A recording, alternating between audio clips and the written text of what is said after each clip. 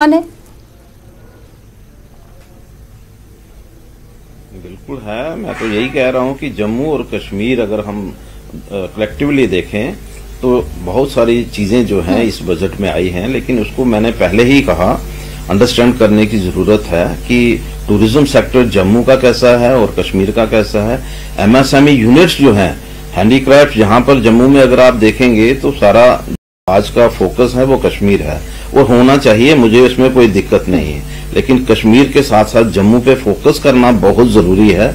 आज जम्मू में पोजीशन क्या है उसके बारे में एक डिबेट की जरूरत है। एमएसएमई यूनिट्स यहाँ पर जो बंद हुए हैं वो किस वजह से बंद हुए हैं उसको अंडरस्टैंड करने की जरूरत है। नो डाउट मैं ये कहता हूं कि बाकी सभी सेक्टर्स जो हैं आज अच्छी तरह ग्रो कर रहे हैं। जम्मू कश्मीर की जो आज की एलजी सरकार है वो फोकस में है, वो कर रही है।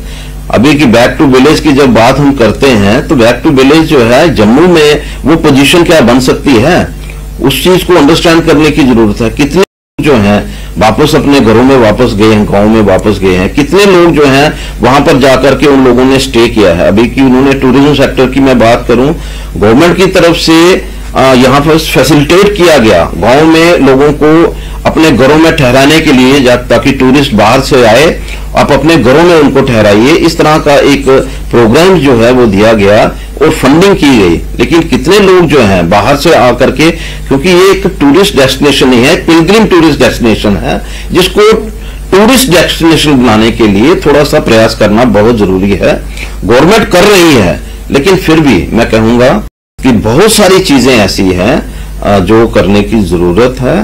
और स्पेशली मैं यूनिट्स की बात करूं, एमएसएमई यूनिट्स की बात करूं, आज उसको अभी की गवर्नमेंट की तरफ से स्टार्टअप के लिए भी रखा है। बहुत अच्छा, उन्होंने 10 साल के लिए उनको इनकम टैक्स की परव्यू से बाहर निकाला है।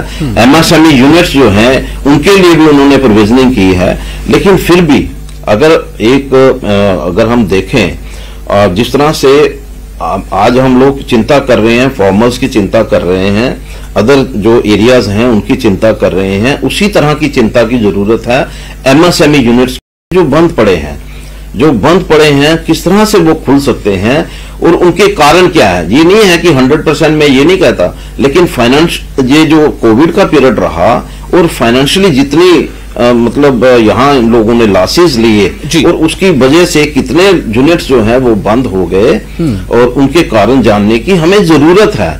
गवर्नमेंट जो है इसके ऊपर थोड़ा सा फोकस करे और उनके लिए कोई एक स्पेशल पैकेज जो है। देखिए, मैं पहले बार बार कहता हूं कि हमारी जो जम्मू की इंडस्ट्री है आज तक उसने सरवाइव किया है तो वो पैकेज पे किया है, आगे भी वो सरवाइव कर सकती है तो पैकेज, क्योंकि बहुत सारी चीजें ऐसी हैं, मैंने जैसे कहा कि हमारा रॉ मटेरियल बाहर से इंपोर्ट होता है, लेबर बाहर से आती है, लोकल क्या है यहाँ पर तो सेलिंग पॉइंट नहीं है। अगर आप देखेंगे तो आपको अगर अपना जो फिनिश प्रोडक्ट है उसको लेकर के फिर नेबरिंग स्टेट्स जो है वहां जाना पड़ेगा, यहां से रॉ मटेरियल आया तो यहां ऑलरेडी वहां पर इंडस्ट्री लगी हुई है, यहां पर रॉ मटेरियल अवेलेबल है, तो वहां की कॉस्ट ऑफ प्रोडक्शन जो है वो ऑटोमेटिकली कम होगी।